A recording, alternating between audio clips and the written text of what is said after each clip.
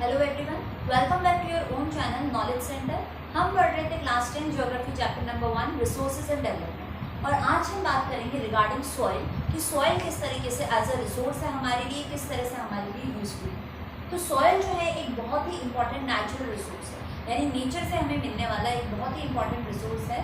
और सॉइल जो है वो अपने आप में एक पूरा लिविंग सिस्टम है। Why? Because it supports life. किस तरह से ये लाइफ को सपोर्ट कर रहा है? देखिए, एक तो ये सपोर्ट करता है प्लांट ग्रोथ और दूसरा ये सपोर्ट करता है different types of living organisms, यानी कई सारे लिविंग ऑर्गेनिजम्स जो हैं जो सॉइल के अंदर ही रहते हैं। तो दो तरीके से, भाई प्लांट की तरफ से भी और लिविंग ऑर्गेनिजम्स की तरफ से भी, दो तरफ से ये लाइफ को सपोर्ट करता है। इसलिए सॉइल को अपने आप में एक पूरा लिविंग सिस्टम माना गया है। अब जो है फिजिकल और केमिकल प्रॉपर्टीज़ को बेस मानते हुए मेजर 6 टाइप्स के सॉइल जो है वो इंडिया में हमें देखने को मिलते हैं। बात करते हैं फर्स्ट कैटेगरी से, that is alluvial soil. Alluvial soil एक ऐसा सॉइल है जो कि मोस्ट वाइडली स्प्रेड है, यानी हमारे पूरे इंडिया के अंदर सबसे ज़्यादा जो है एलुवियल सॉइल ने एरिया कैप्चर किया हुआ है। और पर्टिकुलरली हमारा पूरा जो नॉर्दर्न प्लेन वाला एरिया है, नॉर्दर्न साइड जो है हमारा, वो पूरा जो है एलुवियल सॉइल से कवर्ड है। अब ये सॉइल किस तरह फॉर्म हुआ था? Through the deposits of Indus, Ganga and Brahmaputra river systems. हमारे इंडिया की जो 3 मेजर रिवर सिस्टम्स हैं, Indus river system, Ganga river system and Brahmaputra river system, इन्हीं तीनों रिवर सिस्टम से जो पानी के फ्लो होने से जो डिपॉजिट सेटल डाउन हुए हैं, उनकी वजह से ये सॉइल जो है वो फॉर्म हुआ है। अब क्योंकि ये फ्लोइंग रिवर्स के डिपॉजिट से बना है, तो इस सॉइल के अंदर बहुत सारे न्यूट्रिएंट्स हैं जो कि इसको बहुत ज़्यादा फर्टाइल बनाते हैं। इसलिए ये सॉइल जो है एग्रीकल्चर पॉइंट ऑफ व्यू से बहुत ज़्यादा सूटेबल माना जाता है। एंड ये जो सॉइल है एलुवियल सॉइल, अगेन इसको 2 कैटेगरीज में डिवाइड किया गया है। पहला है ओल्डर एलुवियल सॉइल और दूसरा है new alluvial soil. Older alluvial soil को हम बंगर के नाम से भी जानते हैं एंड न्यू एलुवियल सॉइल को हम खदर के नाम से भी जानते हैं। अब इन दोनों में डिफरेंस क्या है? जो डिफरेंस है वो पार्टिकल्स के पॉइंट ऑफ व्यू से है। देखिए, ओल्डर एलुवियल सॉइल जो होता है उसके अंदर कंकर नॉड्यूल्स हमें देखने को मिलते हैं, यानी बड़े बड़े पार्टिकल्स, कंकड़ जो होते हैं वो ज़्यादा देखने को मिलते हैं। और अगर न्यू एलुवियल की हम बात करें तो उसमें फाइन पार्टिकल्स है, बहुत छोटे पार्टिकल्स हैं। इसलिए अगर हम दोनों को कंपेयर करते हैं तो ओल्डर एलुवियल के कंपैरिजन में हमारा जो न्यू एलुवियल है that is more fertile. Now अब ये फर्टाइल है क्योंकि हमने पढ़ा कि ये डिपॉजिट से बना है, तो इसमें काफ़ी सारे न्यूट्रिएंट्स हैं जो मिलते हैं, जैसे पोटाश है, फॉस्फोरिक एसिड है, लाइम है। ये कुछ ऐसे न्यूट्रिएंट्स हैं जो कि इस सॉइल के अंदर हमें देखने को मिलते हैं। तो हम कह सकते हैं कि पर्टिकुलरली कई सारे क्रॉप्स हैं नॉर्दर्न एरियाज के अंदर, जैसे शुगर केन है, पैडी है, वीट है, पल्सेस हैं, काफ़ी सारे सीरियल्स हैं जो कि इस सॉइल के अंदर अपना बेस्ट प्रोडक्शन हमें देते हैं। नेक्स्ट जो हमारी सेकंड कैटेगरी है that is black soil. Colour के पॉइंट ऑफ व्यू से देखें तो ये ब्लैक कलर का होता है, और अनदर नेम अगर हम देखते हैं तो इसे हम रेगुड सॉइल भी कहते हैं। अब ये वाला जो सॉइल है ये आइडियल है फॉर ग्रोथ ऑफ कॉटन, इसीलिए इसको कई बार जो है कई जगह नाम लिखा रहता है ब्लैक कॉटन सॉइल, क्योंकि ये कॉटन की ग्रोथ के लिए जो है सबसे ज़्यादा सूटेबल माना गया है। एंड कौन कौन से एरियाज में ये सॉइल हमें देखने को मिलता है? महाराष्ट्र, मध्य प्रदेश एंड छत्तीसगढ़। अगर हम टेक्सचर की बात करें कि भाई किस टाइप के पार्टिकल्स आपको देखने को मिलते हैं इस सॉइल में, तो इसका टेक्सचर जो है वो क्लेई है, यानी कि अगेन बहुत फाइन पार्टिकल्स, छोटे पार्टिकल्स जो है हमें इस टाइप ऑफ सॉइल में देखने को मिलते हैं। अगर हम न्यूट्रिएंट्स की बात करें तो वो कौन से न्यूट्रिएंट्स हैं जो इस वाले सॉइल में आपको देखने को मिलते हैं? कैल्शियम कार्बोनेट है, पोटाश है, ऐसे कई सारे न्यूट्रिएंट्स हैं जो कि इस सॉइल को फर्टाइल बनाते हैं। नाउ थर्ड कैटेगरी जो है हमारी that is red and yellow soil. अब रेड एंड येलो सॉइल कौन सा सॉइल होता है? It is developed on crystalline igneous rocks, यानी क्रिस्टलाइन इग्नियस रॉक्स की वेदरिंग से जो है ये रेड और येलो सॉइल फॉर्म होता है। ये आपको ऐसे एरियाज में देखने को मिलेगा जहाँ पर बहुत लेस रेनफॉल होती है, बहुत कम बारिश होती है, जैसे कि उड़ीसा है, छत्तीसगढ़ है, इस टाइप के एरियाज में जो है आपको ये वाला सॉइल देखने को मिलेगा।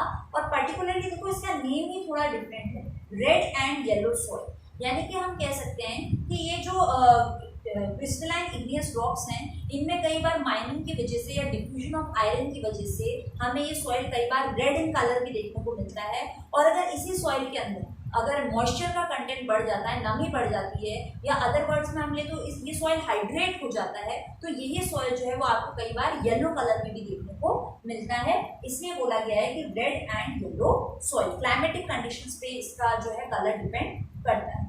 Now next is laterite soil. Laterite soil आपको कहाँ देखने को मिलेगा? ऐसे एरियाज में जहाँ पर टेम्परेचर बहुत ज्यादा हाई है एंड रेनफॉल भी जो है बहुत ज्यादा होता है। और ये वाला सॉइल जो है वो टी और कॉफी के प्लांटेशन के लिए बहुत अच्छा माना गया है। कौन कौन से स्टेट्स है जहाँ पर ये सॉइल आपको देखने को मिलेगा? तमिलनाडु, केरला एंड आसाम। ये कुछ ऐसे सॉइल है जहाँ पर आपको ये लेटराइट, ये कुछ ऐसे एरियाज है सॉरी जहाँ पर आपको लेटराइट सॉइल देखने को मिलता है। नेक्स्ट जो हमारी कैटेगरी है that is arid soil. Arid means dry soil and इसका कलर की अगर हम बात करें तो the colour is reddish brown. And ये वाला जो सॉइल है इसके अंदर सॉल्ट कंटेंट बहुत ज्यादा होता है, यानी सॉल्ट की मात्रा जो है वो बहुत ज्यादा होती है एंड ये पर्टिकुलरली आपको वेस्टर्न राजस्थान में देखने को मिलता है। तो इस सॉइल के अंदर अगर हम इरिगेशन प्रॉपर करें, यानी कि वाटर सप्लाई अगर हम इसकी प्रॉपरली करें तो हम जो है इसको इरिगेशन के लिए कुछ हद तक सूटेबल बना सकते हैं। नेक्स्ट जो है हमारा लास्ट कैटेगरी वो है फॉरेस्ट सॉइल। और फॉरेस्ट सॉइल आपको कहाँ देखने को मिलता है? In forest, rain forest regions, यानी कि ऐसे एरियाज जो कि रेनफेड एरियाज है या फॉरेस्ट रीजन्स है वहाँ पर आपको ये सॉइल देखने को मिलता है। अब इंडिया में जो है फॉरेस्ट रीजन है, अलग अलग एरियाज में है और वहाँ पर अलग अलग क्लाइमेटिक कंडीशंस भी होती हैं, तो अलग अलग जगह आपको इस सॉइल का अलग अलग टेक्सचर देखने को मिलेगा। अगर हम वैली के साइड की बात करें, है ना, वैली क्या होती है भाई? दो माउंटेन्स के बीच का जो लो एरिया है, लो ग्राउंड एरिया है, उसे हम वैली कहते हैं।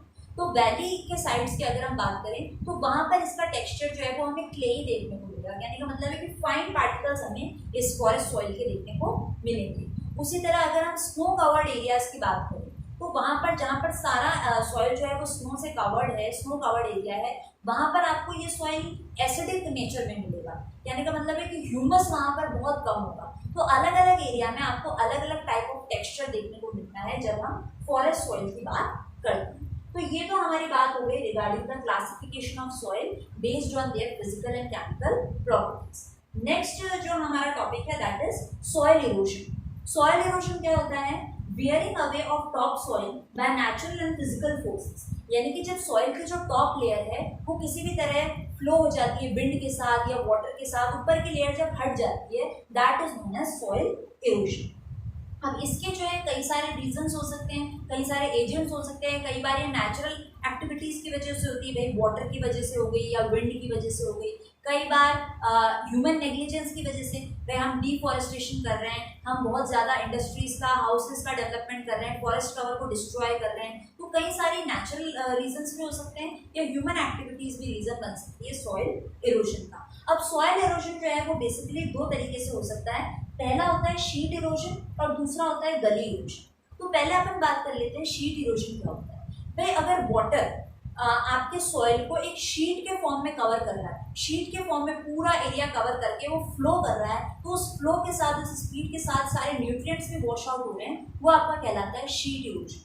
अब गली इरोजन क्या होता है? भाई मान लीजिए हमारा क्लेई सॉइल, अब उसके अंदर क्या होगा, जब वाटर बहुत ज्यादा स्पीड से फ्लो करेगा तो क्या होता है, वाटर के अंदर वो डीप चैनल्स बन जाते हैं, क्रैक्स बन जाते हैं, और फिर अब वो चैनल से जब वाटर फ्लो करता है तो वो सारे ही न्यूट्रिएंट्स को जो है बहा कर चला जाता है। सिमिलरली विंड का भी इसी तरह का एक्शन है। अगर विंड बहुत ज्यादा स्पीड से इन चैनल से, इन क्रैक्स से होकर निकलती है तो सारे न्यूट्रिएंट्स जो है अपने साथ ले जाती है। तो ये जो गलीज क्रिएट हो जाती है between the soil that is known as gully erosion. तो शीट इरोजन के थ्रू भी आपका जो है सॉइल इरोड हो रहा है और गली इरोजन के थ्रू भी आपका सॉइल जो है वो इरोड हो रहा है। तो अब ये जो सॉइल इरोजन है ये सॉइल की फर्टिलिटी को डिक्रीज करता है, सॉइल की जो क्वालिटी है उसको डिक्रीज करता है। तो इसका ओवरऑल इम्पैक्ट जो है हमारे प्रोडक्शन के ऊपर पड़ता है। तो हमें इस सॉइल इरोजन को रिड्यूस करने के लिए या अवॉइड करने के लिए हम क्या कर सकते हैं, सॉइल कंजर्वेशन मेजर्स ले सकते हैं कि भाई हम अलग अलग मेथड्स को अप्लाई करेंगे ताकि हमें सॉइल इरोजन का जो कंसिक्वेंसेस हैं उनको रिड्यूस कर सकें। तो अब सॉइल कंजर्वेशन हम किस तरीके से कर सकते हैं, उसके भी कुछ पर्टिकुलर मेथड्स हैं, जैसे कि contour ploughing, strip cropping, shelter belts and terrace cultivation. सबसे पहले बात करते हैं कॉन्टूर प्लॉइंग। कॉन्टूर प्लॉइंग क्या होता है? देखो प्लॉइंग हम करते हैं भाई खेत को जोतना, तो वो भी अगर प्रॉपरली नहीं करेंगे हम तो उससे क्या होता है, सॉइल के अंदर चैनल्स क्रिएट हो जाते हैं, सॉइल के अंदर गैप्स आ जाते हैं जिनमें से अगर वाटर या एयर फ्लो करेगा तो अगेन वो इरोड कर देगा सारे न्यूट्रिएंट्स को। तो ये जो प्लॉइंग है वो भी प्रॉपरली होनी चाहिए, लाइन में होनी चाहिए, एक सिस्टमेटिक पैटर्न में होनी चाहिए, ताकि जो है वाटर का फ्लो जब आएगा तो एक साथ पूरे जो न्यूट्रिएंट्स हैं उनको इरोड करके ना ले जाए। अगर बीच में गैप्स होंगे, अगर बीच में बैरियर्स होंगे, तो वाटर की जो स्पीड है वो स्लो हो जाएगी और सॉइल जो है वो फुल इंटेंसिटी के साथ इरोड नहीं होगा। तो कॉन्टूर प्लॉइंग क्या है, एक ऐसा मेथड है जिसमें आप प्लॉइंग प्रॉपरली कर रहे हो ताकि जब भी उसमें से एयर निकले या वाटर निकले तो उसका फ्लो जो है वो डिसेलरेट हो जाए, स्लो हो जाए, ताकि इरोजन को हम अवॉइड कर सकें। यानी कि ये हमारी प्लॉइंग को एक प्रॉपर मैनर देता है और सॉइल इरोजन को भी अवॉइड करने में हमारी हेल्प करता है। सेकेंड जो हमारा मेथड है दैट इज स्ट्रिप क्रॉपिंग। वे हमारा क्रॉप उग रहा है, हमने क्रॉप की लाइन के बिल्कुल पैरेलल जो है ग्रास की एक लाइन ऊपर, जिससे क्या होगा, विंड एकदम से आएगी, वाटर एकदम से आएगा तो उसकी स्पीड स्लो डाउन हो जाएगी। तो ये जो हमने ग्रास की स्ट्रिप उगाई है ये हमारे क्रॉप की जो लाइन है उसको प्रोटेक्ट करने का काम करेगी। तो हमारे क्रॉप्स के बीच बीच में अगर इस तरीके से हम ग्रासेस या कोई भी छोटे प्लांट्स उगा देते हैं तो वो स्ट्रिप्स जो है प्रोटेक्शन का काम करती है, इरोजन को अवॉइड करने का काम करती हैं। That is known as strip cropping. Next है हमारा शेल्टर बेड्स। बीच में मान लीजिए हमारा लैंड है, उसमें बीच में हमारा सारा प्रोडक्शन है, सारा क्रॉप्स है, चारों तरफ अगर हम पूरी ट्रीज की, बड़े बड़े ट्रीज की एक पूरी लाइनिंग, एक पूरी बाउंड्री तैयार कर देते हैं तो वो क्या करेगा, एक शेल्टर बेल्ट का काम करेगा और हमारे जो क्रॉप्स है बीच में उनको प्रोटेक्ट करने का काम करेगा थ्रू विंड, थ्रू वाटर और एनी अदर नेचुरल रीजन। तो ये भी जो है इरोजन को अवॉइड करने का एक इफेक्टिव मेथड है।